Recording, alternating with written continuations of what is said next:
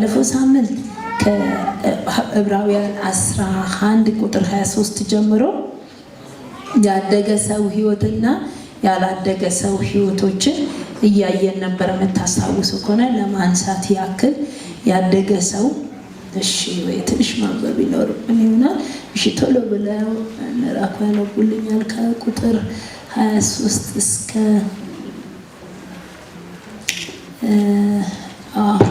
እስከ 27 እስከ 28።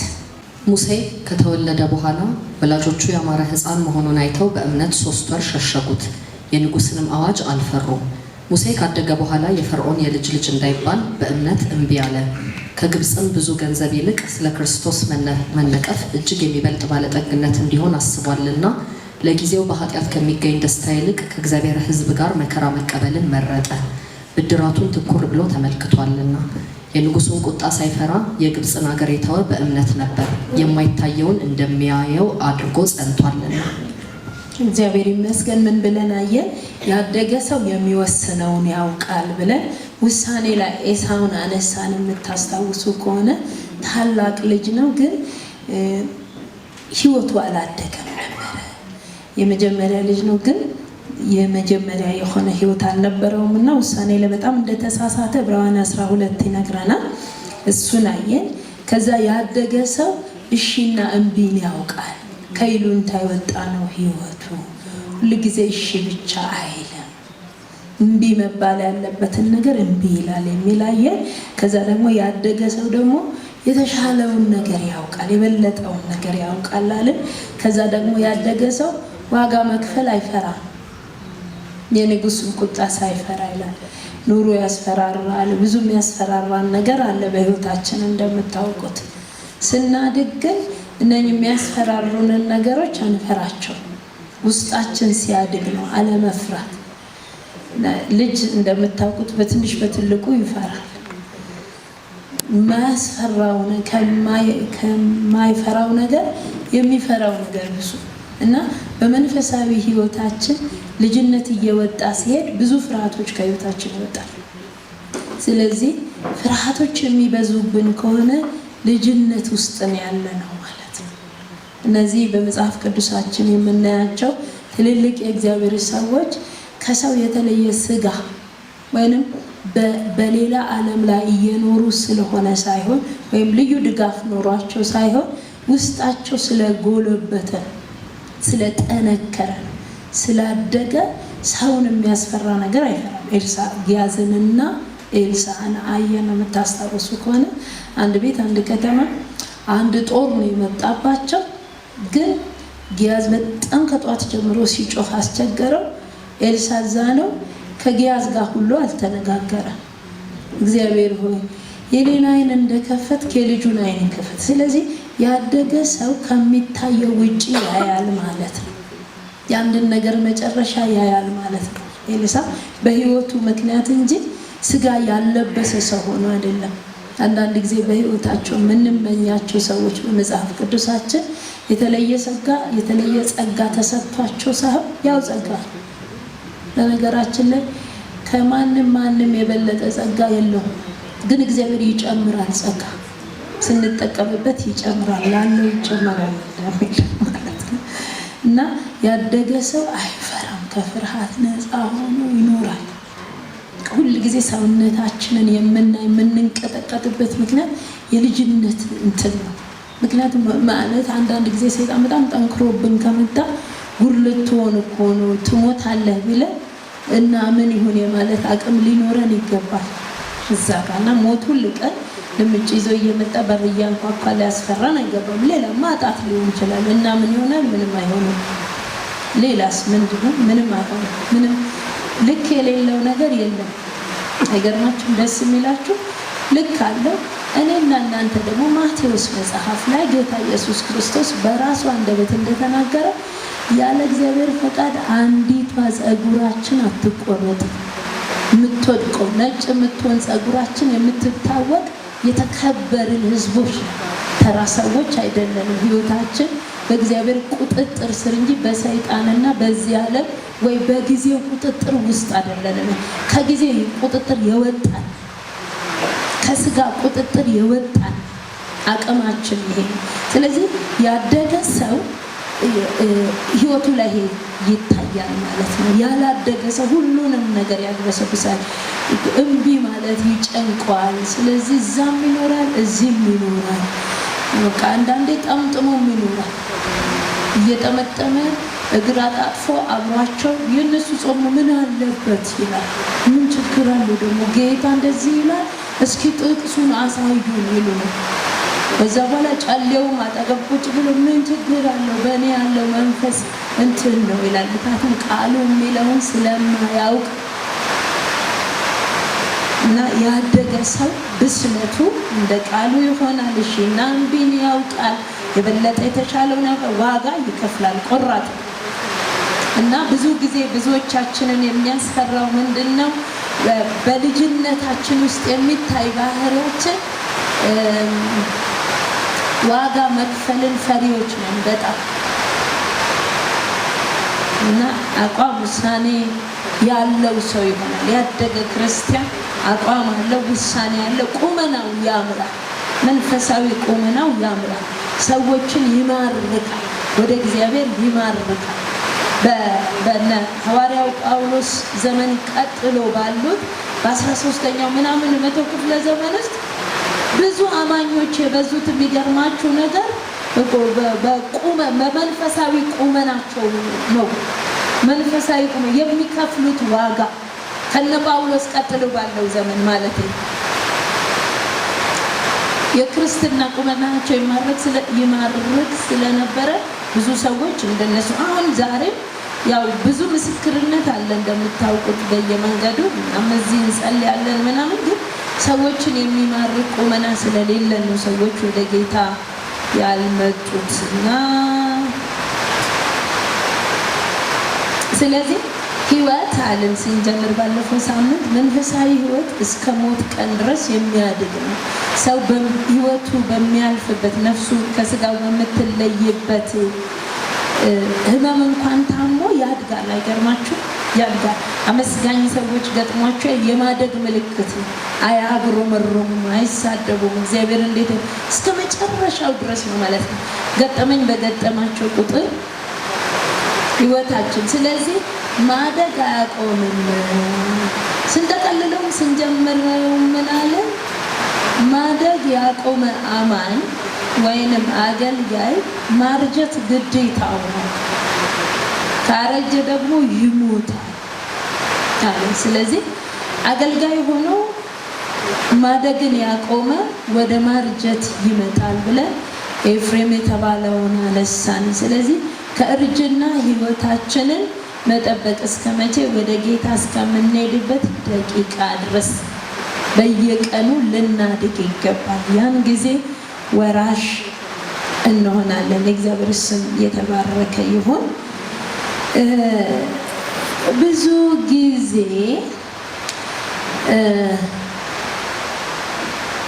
ቸርች ውስጥ የሚምታቱ ነገሮች አንድ ሁለት ነገር እናገራለሁ በኋላም ላይ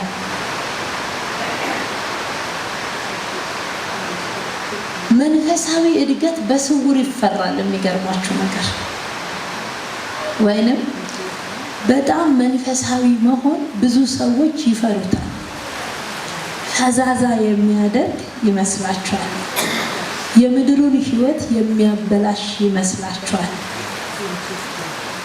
ስለዚህ እንዳውም ጥቅሱን አንዳንዴ አልፎ አልፎ እንጠቀማለን መሰለኝ። ለያዘልቅ ጸሎት ለቅስፈት አንድ ሌላ ነበረ ጠፍቶኝ ነው ደግሞ የሚባለው እና በስውር እንፈራዋለን። ልጆቻችን በጣም መንፈሳዊ ከሆኑ ፈዛዛ የሚሆኑ ይመስለናል። ከትምህርቱ ከኑሮ ስለ ኑሮ ማሰብ ማቀድን መላቅን ልቀትን የሚተዉ ይመስለናል። እና ብዙ ወላጆች ሲቸገሩ እኔ ገጥሞኛል በጣም እና ቁጥብ ሆነው መንፈሳዊ ነገር ላይ የሰይጣን እንዳይፈታተናቸው መጽሐፍ ቅዱስ ትራስጌ ማስተኛት፣ ለማንኛውም አባታችን ነው በሉ ያባረርላችኋል ወደ ማለቱ እያደላን ያለን ይመስለኛል። ክርርር ምርር ማለት የሆነ የማይሆን ሰው መሬት ላይ መጽሐፍ ቅዱሳችንን ስንመለከት ደጋግመን የምናያቸው እግዚአብሔር ሰዎች በሙሉ የሚገርማችሁ ነገር በጣም መንፈሳዊና በጣም በምድራዊ ነገር በሁሉ የተባረኩ ናቸው። የትም ሩቅ ሳንሄድ አብርሃምን ብትወስዱ እንግዲህ ምን አይነት መንፈሳዊ ሰው እንደሆነ መጨረሻውን ስታዩ አንድ ልጁ ለእግዚአብሔር ለማቅረብ የተነሳ እብድ ነው። መንፈሳዊነቱ ልኩ እዚህ ድረስ ነው።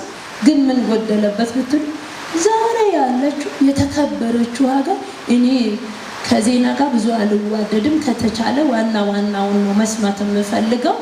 ከዛ ውጪ ብዙ አይደለሁም።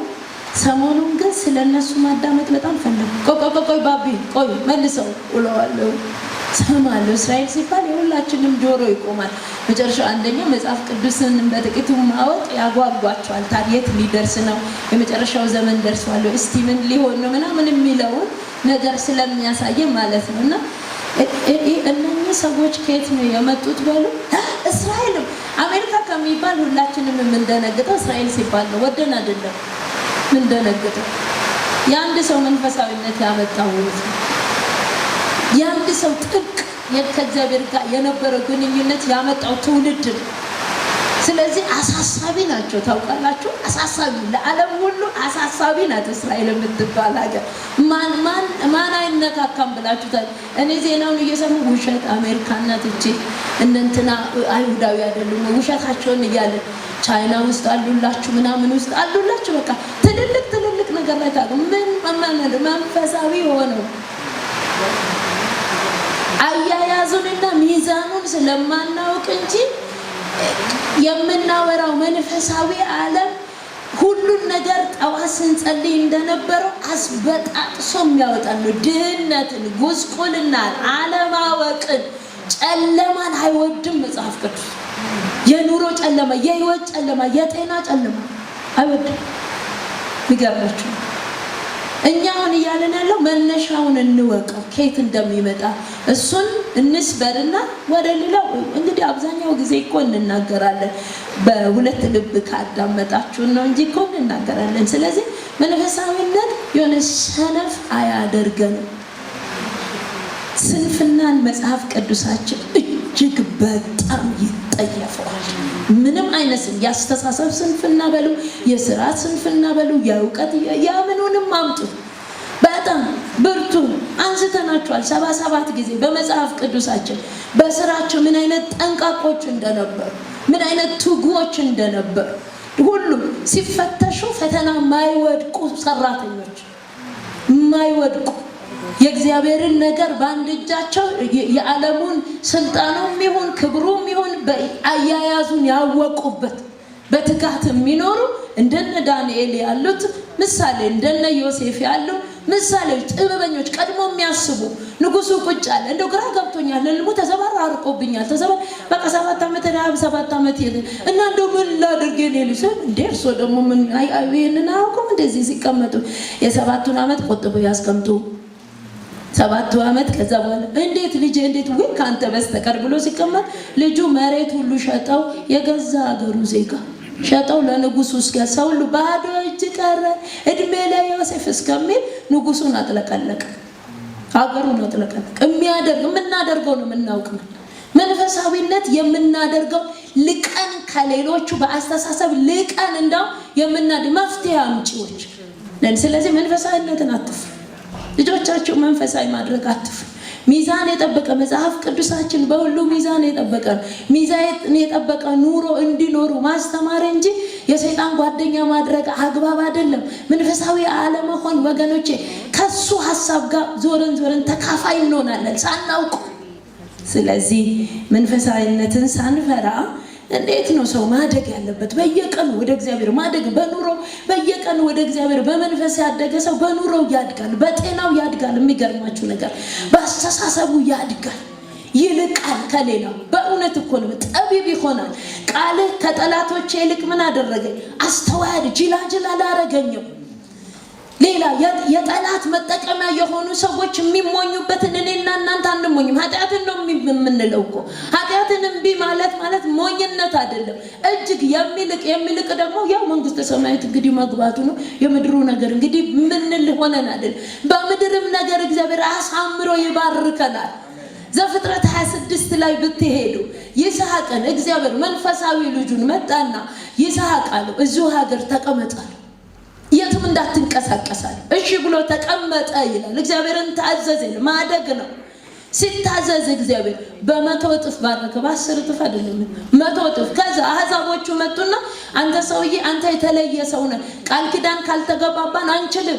ስለዚህ መንፈሳዊነትን ባበዛን ቁጥር ወደ አንችልህም ህይወት እንድንገባ ኑሮ እንድንገባ በጣቱና ውጡ ወገኖቼ። ሰይጣን ነው የእግዚአብሔርን ስም ሲያጠፋ የክርስቲያናን ስም ሲያጎድፍ ሌብነቱን ምን አምታተው መብላቱን ምናምን ወደኛ ያመጣል እንጂ አይደል። ጥርት ያለ እንጀራ ግን የተሻለ እንጀራ መብላት እንችላለን።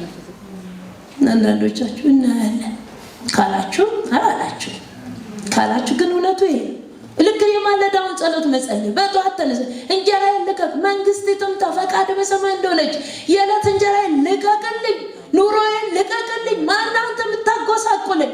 እግዚአብሔር ፈቃዱ አይደለም ብለን የምንሟገተው እኛ ነን። ስለዚህ መንፈሳዊነትን ሳንፈራ ግን ማደግን በጣም ልንቀበለው። ዛሬ ማደግ አንድ ሰው አደገ በህይወቱ የሚባለው መንፈሳዊ ፍሬ ሲያፈራ ነው። የመንፈስ ቅዱስ ፍሬ በህይወታችን በክርስትናችን አንድ ሰው አድጓል፣ እውነትም እንትን አለ፣ በጣም ለውጥ ይታያል የሚለው የመጀመሪያ መንፈሳዊ ፍሬ ስናፈራ ነው። ገላትያ 5:20 ቶሎ ብናነበው ደስ ይለኛል።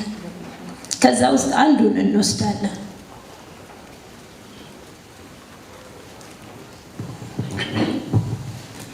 ጣዖትን ማምለክ፣ ሟርት፣ ጥል፣ ክርክር፣ ቅንዓት፣ ቁጣ፣ አድመኝነት፣ መለያየት፣ መናፍቅነት፣ ምቀኝነት፣ መግደል፣ ስካር፣ ዘፋኝነት ይህንም የሚመስል ነው። አስቀድሜም እንዳልኩ እንደዚህ ያሉትን የሚያደርጉ የእግዚአብሔርን መንግስት አይወርሱም። የመንፈስ ፍሬ ግን ፍቅር፣ ደስታ፣ ሰላም፣ ትዕግስት፣ ቸርነት፣ በጎነት፣ እምነት፣ የዋሃት፣ ራስን መግዛት ነው። እንደዚህ ያሉትን የሚከለክል ሕግ የለም። የክርስቶስ ኢየሱስ የሆኑቱ ስጋን ከክፉ መሻቱና ከምኞቱ ጋር ሰቀሉ። በመንፈስ ብንኖር በመንፈስ ደግሞ እንመላለስ። እርስ በርሳችን እየተነሳሳንና እየተቀናናን በከንቱ አንመካ። እግዚአብሔር የተመሰገነ ይሁን። ከዚህ ውስጥ ከመንፈስ ፍሬዎች ውስጥ ብዙ በትርጉም የምንሳሳታትን ብናይ 1 2 3ቱን ብዬ አስቤያለሁ። በማደግ ውስጥ ማለት ነውና ያደገ ሰው መንፈሳዊ ፍሬ ያፈራል ከሚላቸው መካከል ትዕግስት፣ ታጋሽ ይሆናል ይላል። ያደገ ሰው ትዕግስተኛ ይሆናል ይላል። እኛ በእኛ ሀገር በተለይ እኔ አላውቅም የሌላውን ግን የእኛን ሀገር ነው ስለማውቅ ለትዕግስት የሚሰጡ ትርጉሞች በጣም የተሳሳቱ ናቸው። ግልጽ አይደሉም፣ ግን በስውር ታጋሽ ሰው ስናይ የሆነ አቅም ያጠረው ሰው ነው የሚታየን። የችሎታ የሆነው ነገር አለመብቃት ወይም የበታችነት ወይንም ያንን እኩያነት ማጣት ነው የሚመስለን። ትዕግስት ዝቅ ያደርግብናል ሰው።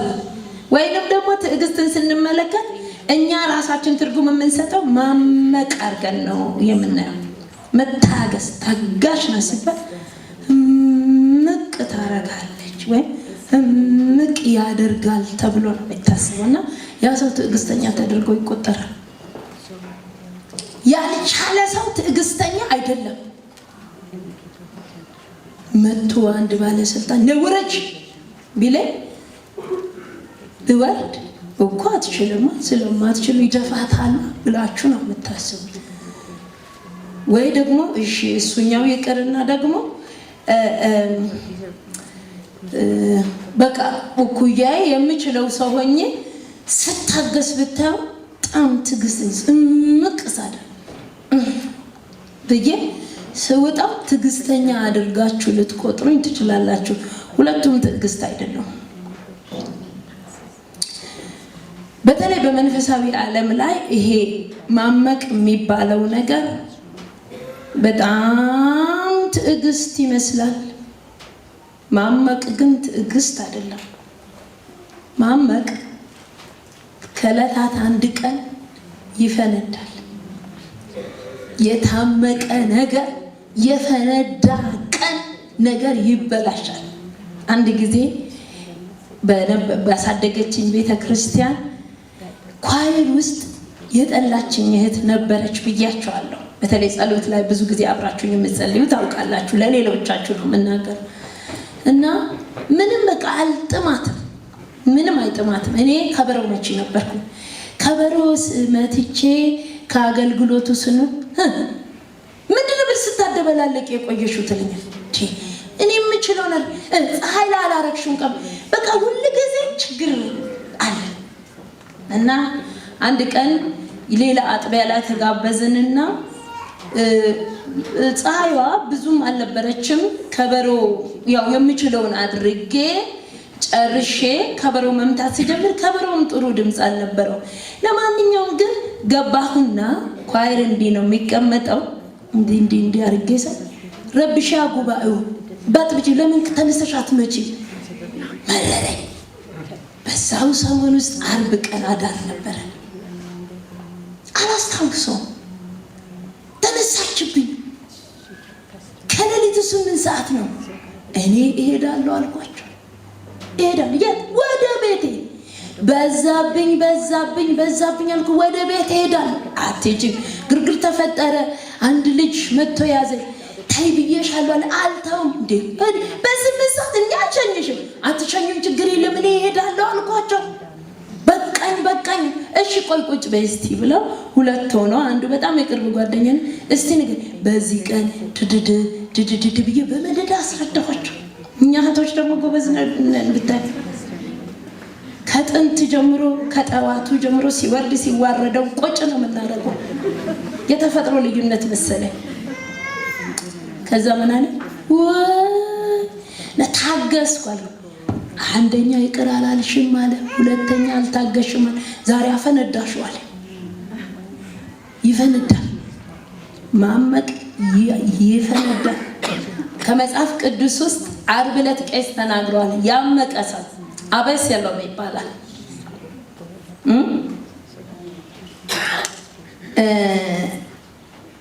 ሁለተኛ ሳሙኤል ምዕራፍ 13 እችን እንያትና 20 እና 22 ማየት ግድ ስለሚለን ነው። እስቲ 20 እና ቁጥር 22 ብቻ እናየውና ከዛ እቀጥላለሁ። ትዕግስትን ብቻ ነው ተናግሬ የምጨርሰው። ወንድሟም አቤሴሎም ወንድምሽ አምኖን ካንቺ ጋር ነበርን? እህቴ ሆይ አሁን ግን ዝም በይ፣ ወንድምሽ ነው፣ ይህን ነገር በልብሽ አትያዡ አላት። እሺ 22 አቤሴሎምም እህቱን ትዕማርን ስላሳፈራት አምኖንን ጠልቶታልና አቤሴሎም አምኖንን ክፉም ሆነ መልካምም አልተናገረም። ሁለት ነገር ትዕማርን ጠራትና ትዕማር የአቤሴሎም እህት ናት። በወንድማ በአምኖን ነው የተደፈረችው። ታሪኩን ታውቆታላችሁ። አቤሴሎም እንደዚህ ያለ ትክክል ብሎ አያትና አምኖን ካንቺ ጋር ነበር እንዴ አላት። በቃ አይዞሽ ዝም በይ አላት።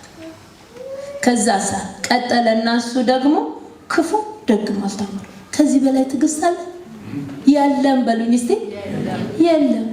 ከዚህ በላይ ትዕግስት አለ? እህቱ ተደፍራ የለም።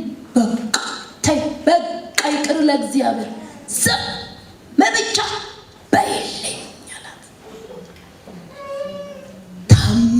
ታመቀ ነገር አቤሴሎም ሰማና ክፉም ደግም አልተናገረም፣ ዝም አለ። ቀን ጠብቆ ግን ገደለው። አምኖንን ገደለ ይላል። ወረድ ብላችሁ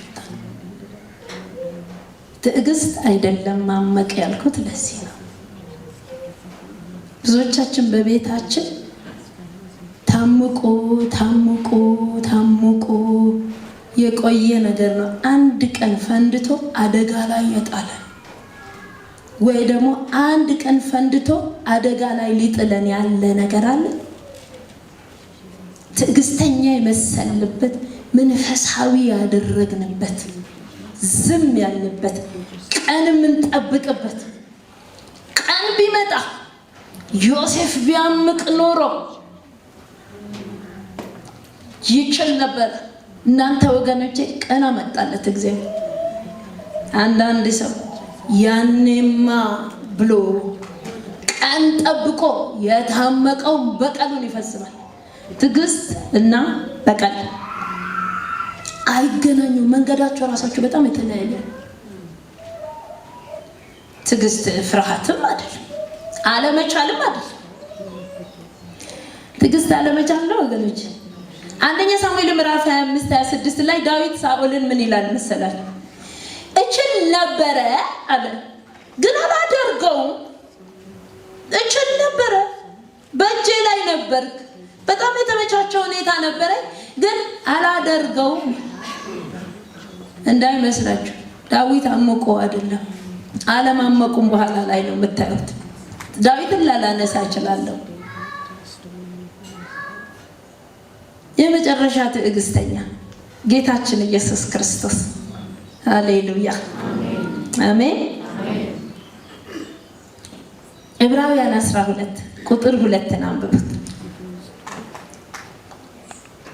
ጴጥሮስ 2:18 እኔን ተከፋፍሎ ካነበቡልኝ ተናግሬ ቶሎ ጨርሳለሁ። በነፍሳችሁ ዝላችሁ እንዳትደክሙ ከኃጢአተኞች በደረሰበት እንዲህ ባለ መቃወም የጸናውን አስቡ። ትንሽ ወረድ። ከኃጢአት ጋር እየተጋደላችሁ ገና ደምን እስከ ማፍሰስ ድረስ አልተቃወማችሁም። እንደ ልጆችም ከእናንተ ጋር ልጄ ሆይ የጌታን ቅጣት አታቅልል፣ በሚገስጽህም ጊዜ አትድከም። የእምነታችንን ጀማሪና ፍጹም አድራጊ የሆነውን ኢየሱስን በእኔ ትርጉም እንመልከት። እርሱ በፊቱ ስላለው ደስታ መስቀሉን ታግሶ የመስቀሉን ውርደት ንቆ በእግዚአብሔር ቀኝ ተቀምጧል ይላል። አንደኛ ጴጥሮስ 2:18 ሎሌዎች ሆይ ለበጎችና ለገሮች ጌቶቻችሁ ብቻ ሳይሆን ለጠማሞች ደግሞ በፍርሃት ተገዙ። እንቀጥላለን። በግፍ መከራን የሚቀበል ሰው እግዚአብሔርን እያሰበ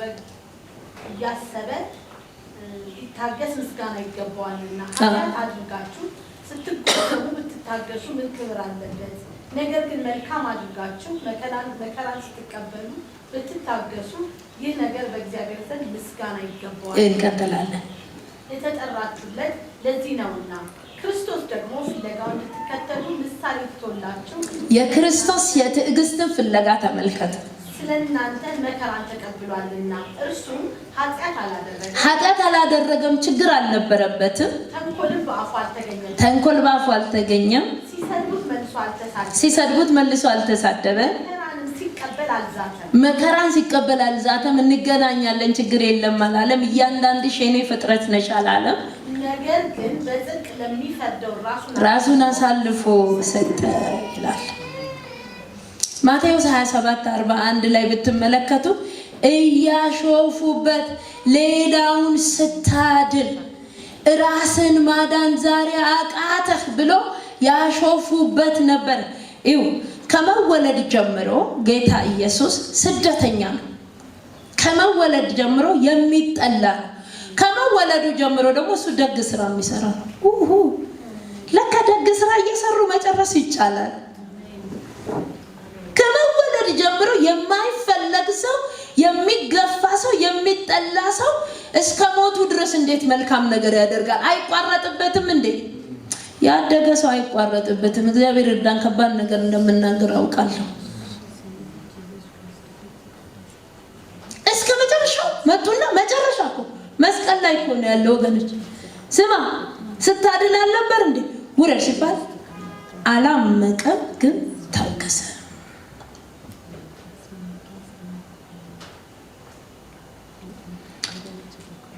አለማመቁን የምንመለከተው ወገኖቼ ዕብራውያን 12 ላይ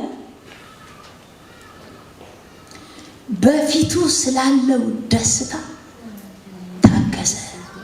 መጨረሻ ሲጨርስ እኮ ይቅርታ ጠይቆላቸው ነው ነፍሱ ከስጋው የተለየችው። ይቅርታ ጠየቀላቸው።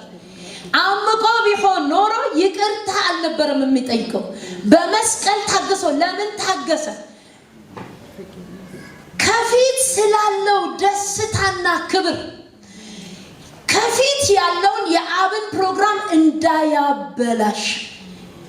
ትዕግስተኛ ሰው ቀጣይ ህይወቱን እንዳያበላሽ አስተዋይ ስለሆነ ነገ የሚበላሽ ዛሬ ስሜቱ ለተጎዳበት ጉዳት ምላሽ ቢሰጥ ነገ የሚበላሽበትን ነገር ስለሚያውቅ ያሳልፋል። ሲያሳልፍ ግን በበቀል አይደለም፣ በይቅርታ ያሳልፋል። ያን እኮ ይቅርታ አይመጣለትም፣ ግን በይቅርታ ያሳልፋል። ዮሴፍ እኮ እኔ እናንተ ክፉ አላረጋችሁም አልላችሁም፣ ክፉ አድርጋችኋል፣ ግን ይላል እግዚአብሔር ምን አድርጓል? ለበጎ ክፋታችሁን ቀይሮታል። ስለዚህ አልበቀላችሁም። ኢየሱስ ክርስቶስ ያን ቀን ከመስቀል ቢወርድ ኖሮ ዓለሙ በሙሉ ዓለማችን በሙሉ ዓለም በሙሉ ተበላሸ ማለት እኮ ነው። እኛ እዚህ አልነበርንም ማለት። ስሜቱ ተጎድቷል፣ በጣም ጎድተውታል።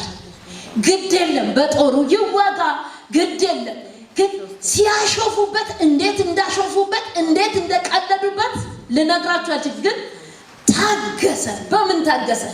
ነገ የሚበላሸውን ነገር ትዕግስተኛ ሰው ፈሪ ሆኖ ሳይሆን ቀጣይ ያ ስሜት ጉዳት ምላሽ ቢሰጠው ቀጣይ የሚበላሸውን ስለሚያውቅ ትዕግስተኛ ሰው፣ የሚያስተውል ሰው፣ አርቆ የሚያስብ ሰው እንጂ አቅም ያነሰው ሰው ማለት አይደለም።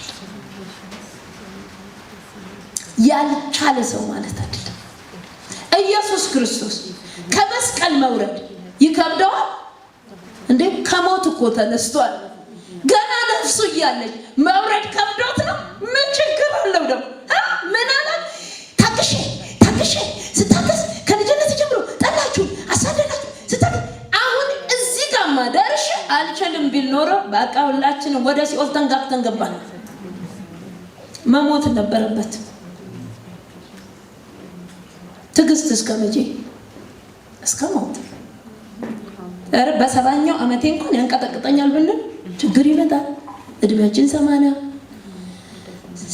70 ዓመት ሊሞላን 69 ዓመት ከምናምን ስንሆን እንታገሳለን። በሰባኛው ምንሄድ ከሆነ በ80ኛው ምንሄድ ከሆነ 79 አንድ ቀን ሲቀረው እንታገሳለን ነው የምላችሁ። እያጣጣርን ሲመጣ እንታገሳ። ኢየሱስ እስከ መጨረሻው ታገሰ። ሰይጣን ነካው ብላችሁ ያልነካው ምኑን ነው? ስሜቱን ጎድቶታል። አቅም የሚያጣበትን ቦታ በቃ የሚልበትን አድርጎታል። ግን ታገሰ። ምን? በፊቱ ስላለው ክብርና ደስታ፣ በፊቱ ስላለው ነጭና ጥቁር ሕዝብ ከነገድ ከቋንቋ ስለሚዘምርለት ስለዛ ትውልድ ኢየሱስ አርቆ አየ። አላደርገውም እንጂ ሳይሰማው ቀርቶ እና መላእክት መጥተው ደሙን ምናምን እየጠረጉለት እኮ አልነበረ።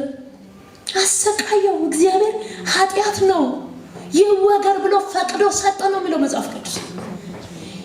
ኃጢአት የማያውቀውን አንድ ልጁን ኃጢአተኛ አደረገው አይደለም የሚለው። ኃጢአት ነው የሚወጋው አለ እግዚአብሔር። አባት ሆይ አባ ዝም፣ አንተም ዝም ካልክ እኔም ዝም። ቀላል እንዳይመስላችሁ እግዚአብሔር ዝም ይላል። አንዳንድ ጊዜ እያመመን ያያል። እንዴት እናርገ? ሲጨርስ እግዚአብሔር ሲመጣ ልክ ሄዶ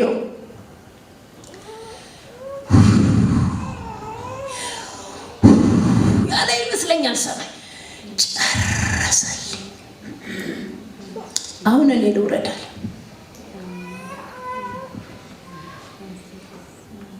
ይህ ደብዳቤ ብዛት ዮሴፍ አንድ ቀን ለንጉሱ እንደምትሉልኝ አላረኩም፣ እናቴ ትሙት፣ እውነቴን ነው የምነግርህ፣ ይኸው ምናምን ብሎ ጻፈ። ምን ያለ ንጉሱ ምን በላል ብሎት የእግዚአብሔር ቀን አይደለም ያልተሰማ ነው። የእግዚአብሔር ቀን አትሰማኝም እንኳን እኮ አትሰማኝም ምን አናመጣ አዳምጠኝ ነው ማለት አትነቅንቁት ሰውየውን እግዚአብሔር ካለ ነው የሚያዳምጡን የሚገርማችሁ ነገር ትዕግስት አይገባም እንዲያራቁልብት ምንም አይገባም ነው የምላቸው እሱ የመጣ ቀን ግን ይወርዳል ነው የምላችሁ እሺ ስለ ዮሴፍ ምን ነበር ያወራችሁት እሺ አንተ ማለት ጀመረ እግዚአብሔር ዮሴፍን አምጡልኝ አለ እግዚአብሔር ነው ንጉሱ አይደለም አምጡልኝ አለ ኢየሱስ ክርስቶስ ፀሐይ እኔን ጉዳል ችልም ማለት ወደ ማታ ላይ ይሄንን አንተ ምን ትሆኛ ይጨልማል ምድር ይሄ የእግዚአብሔር ልጅ መሆን አለበት ስለማን ስለተሰቀሉት ማቶን በዲዎች አይደሉም ስለታገሰው ትዕግስት ለይታ ነው ቤት ውስጥ የምትመጣው ነጥላ ነው የምትመጣው እንዳይመስላችሁ አግባስባሽ አይደለችም ትዕግስት ዋጋ ልትከፍል ስትመጣ ነጥላ እንደው አንድ ላይ ነን በእውነት ነው ደግሞ መንታ ወንድሜ ነው ምናምን ብትሉ አይቻልም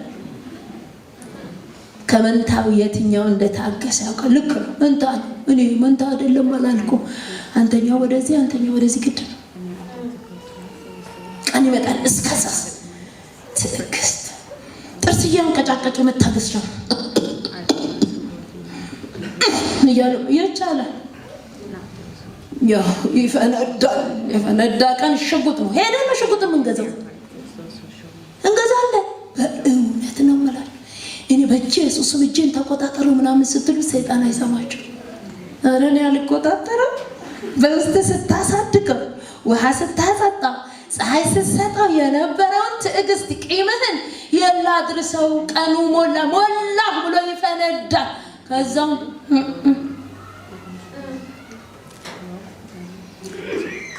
ኢየሱስ ክርስቶስ ሩቁን አይቶ ስለታገሰ ከዛስ የሰደቡት ቀን አልተሳደበም ዛቻ አልነበረው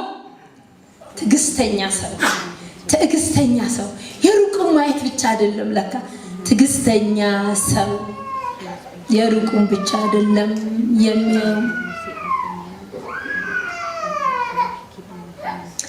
የሚገርም አይዟችሁ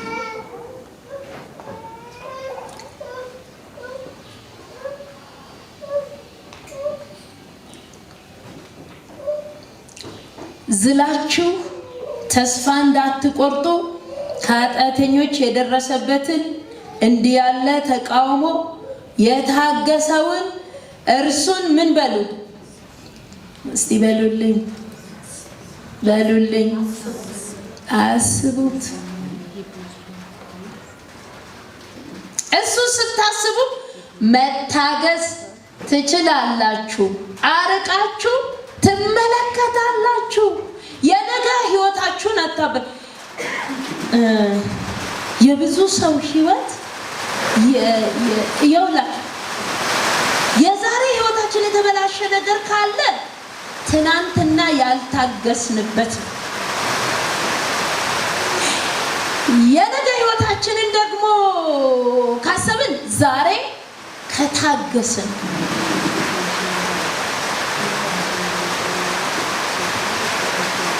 ሰይጣን በምድር ላይ በጣም የሚጠላው አንዱ የትዕግስትን ፍሬ ነው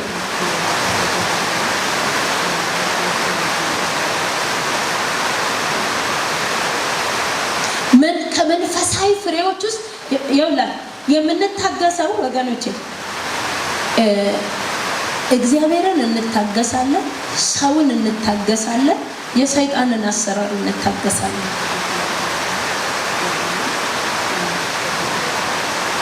እንደዛ ከሆነ ቀጣይ እድሜያችንን እንዳይበላሽ እግዚአብሔር ሊያደርሰን ወደሚፈልገው ደረስን ማለት ነው በቃን ማለት ነው ለዚህ ነው እግዚአብሔር ለታገሱ ሰዎች ሲመጣ በጣም አስፈሪ ነው በነገራችን ላይ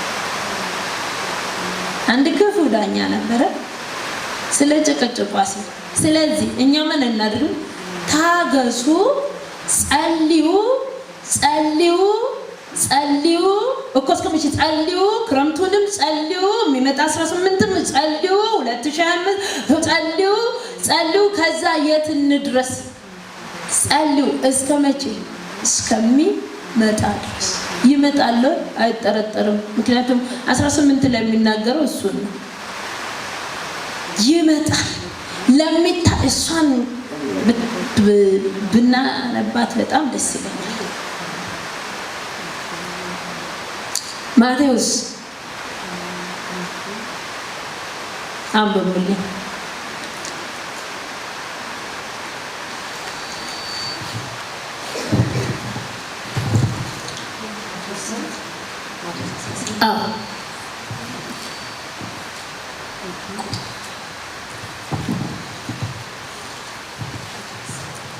ይቅርታ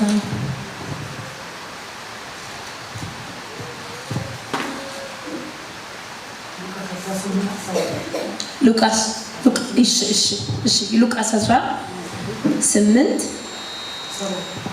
ቁጥር 7 እግዚአብሔር እንኪያስ ቀንና ሌሊት ወደ እርሱ ለሚጮሁ ለሚታገሳቸው ምርጦቹ አይፈርድላቸውምን?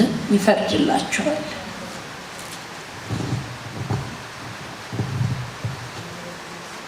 እግዚአብሔር ይፈርዳል።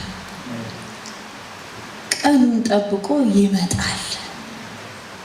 እስከሚመጣ እንታገሳል።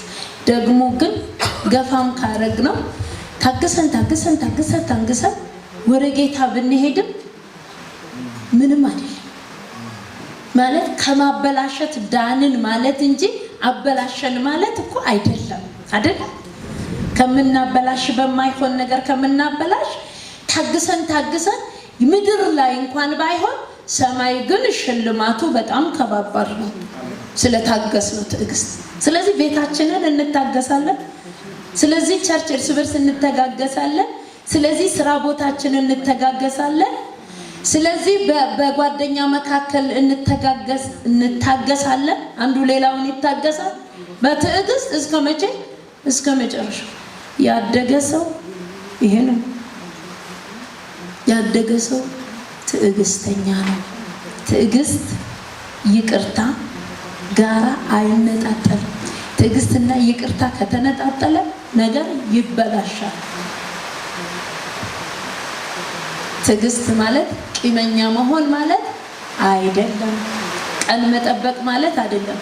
ይቅር እያሉ ከፊት ያለውን ዘመንና ከፊት ያለውን ክብር ዕብራውያን ላይ እንዳየነው ታግሰን መጠበቅ ማለት ነው። ስንጠብቅ ጌታ ይመጣል፣ በደንብ ይመጣል፣ ያለ ስስት ይመጣል። ሲመጣ በሚያስደነግጥ ሁኔታ ይመጣል።